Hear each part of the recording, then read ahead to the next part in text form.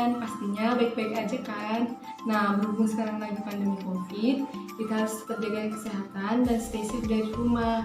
Nah, video kali ini juga dibuat dari rumah dan dalam rangka menyelesaikan salah satu tugas dari praktikum pemetaan. Nah, sebelumnya saya akan memperkenalkan diri. Perkenalkan, nama saya Safitri Tarisa Putri, NIM 19 19 10 30 10 04, mata kuliah Praktikum Pemetaan kelas D, Program Studi S1 Teknik Sipil, Universitas Negeri Jember. Nah, sebelumnya apa sih itu praktikum pemetaan? Nah, praktikum pemetaan adalah proses yang dilakukan berupa yang pertama adalah pengukuran, yang kedua adalah perhitungan, yang ketiga adalah penggambaran di permukaan bumi dengan menggunakan cara atau metode tertentu. Nah, apa sih cara atau metode-metode yang kita gunakan dalam praktikum? Nah, yang pertama adalah pengukuran dengan teodolit. Nah, yang kedua adalah metode pada alat ukur sederhana. Nah, saya akan membahas yang pertama dulu, yaitu pengukuran dengan teodolit. Nah, teodolit ini merupakan alat yang digunakan untuk mengukur suatu sudut baik arah vertikal maupun horizontal. Nah, biasanya penggunaan teodolit ini digunakan dalam sebuah proyek konstruksi dalam skala besar. Nah, langkah-langkah yang dapat kita gunakan jika menggunakan alat teodolit, yang pertama adalah pembacaan sudut horizontal. Nah, yang kedua adalah pembacaan sudut vertikal. Yang ketiga adalah pengukuran jarak dan beda tinggi, dan yang keempat adalah posisi tiap titik pada penempatan sebuah peta, dan yang kelima adalah poligon. Yang kedua adalah metode pengukuran pada alat ukur sederhana. Metode ini dapat berupa yang pertama adalah pengukuran jarak atau bisa kita kenal dengan pengukuran horizontal, posisi suatu titik secara mendatar, di mana jarak yang terukur digunakan sebagai penghubung terpendek antara dua titik yang saling diproyeksikan di permukaan bumi. Nah, atau dapat kita katakan jarak yang terukur pada sebuah peta.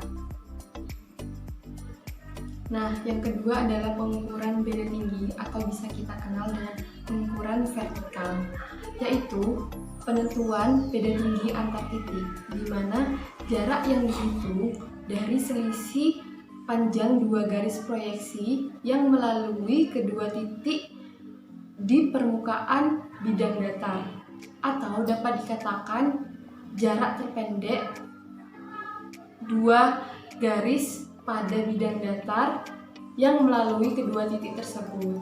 Nah, yang ketiga adalah pengukuran sudut miring. Saya akan mempraktekkan bagaimana cara pengukuran horizontal sederhana pada sebuah bidang tanah. Karena ini pengukuran sederhana, jadi alat-alat yang kita gunakan juga sangat sederhana.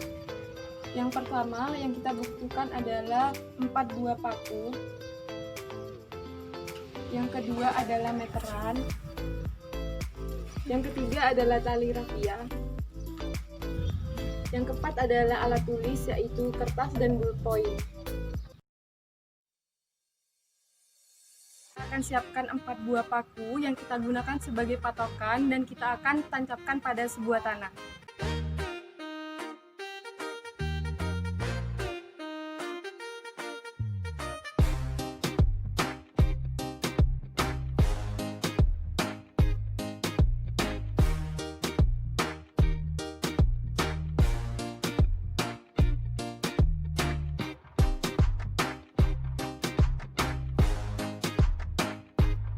Di sini saya sudah meletakkan 4 titik patok yang akan digunakan sebagai acuan dalam mengukur tanah.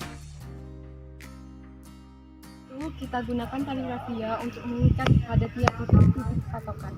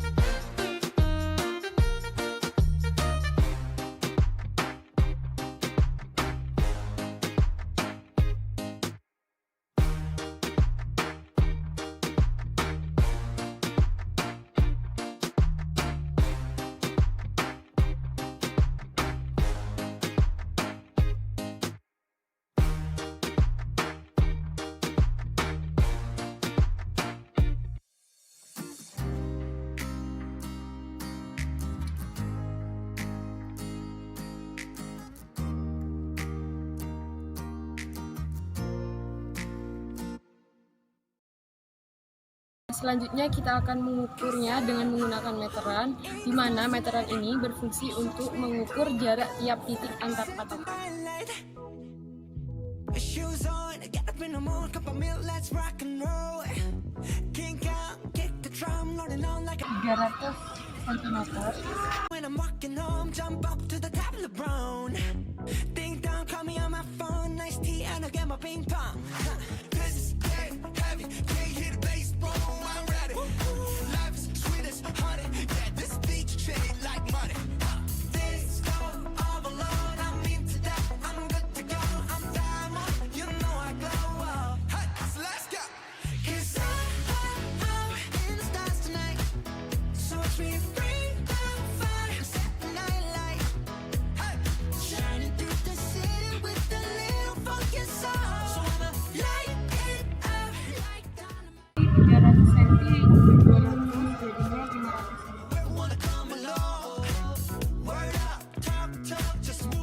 300 cm.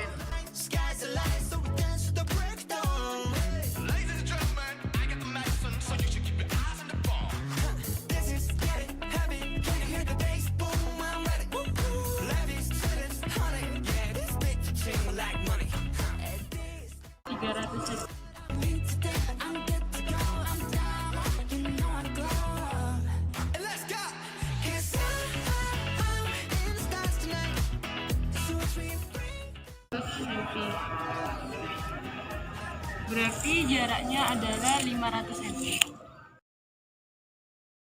Setelah tadi kita melakukan pengukuran, data-data yang kita dapatkan kita tulis di lembar kertas.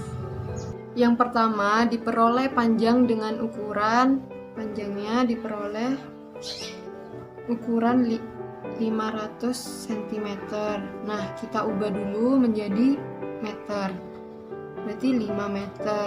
Nah, yang kedua, kita memperoleh lebarnya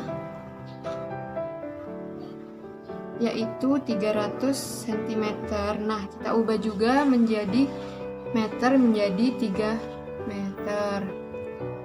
Setelah mengetahui ukuran dari panjang dan lebar, kita akan menghitung luasnya.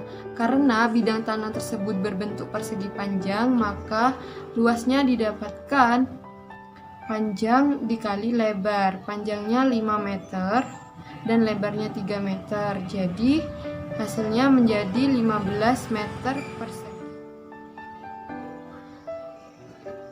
Jadi dapat kita ketahui bahwa ukuran tanah tersebut memiliki luas sebesar 15 meter persegi. Pengukuran tanah sangat diperlukan dalam kehidupan modern, terutama dalam jasa konstruksi. Oleh karena itu, hasil-hasilnya dipakai untuk yang pertama, memetakan bumi, baik di perairan maupun di daratan. Yang kedua adalah menyiapkan peta navigasi perhubungan darat, laut, dan udara. Yang ketiga, memetakan batas-batas pemilikan tanah, baik perorangan maupun tata negara. Merupakan bank data informasi tata guna lahan dan sumber daya alam untuk lingkungan hidup. Yang kelima, menentukan fakta tentang ukuran, bentuk, gaya, serta medan magnet di bumi. Di bidang teknik sipil, para insinyur sangat memerlukan data yang akurat untuk pembangunan seperti jalan, jembatan, saluran irigasi. Nah, semua itu diperlukan dalam pengukuran tanah yang hasilnya berupa peta untuk perencanaan. Baiklah, semua itu merupakan proses dari pengukuran horizontal pada alat sederhana. Sekian video dari saya, kurang lebihnya mohon maaf, semoga bermanfaat. Wassalamualaikum warahmatullahi wabarakatuh.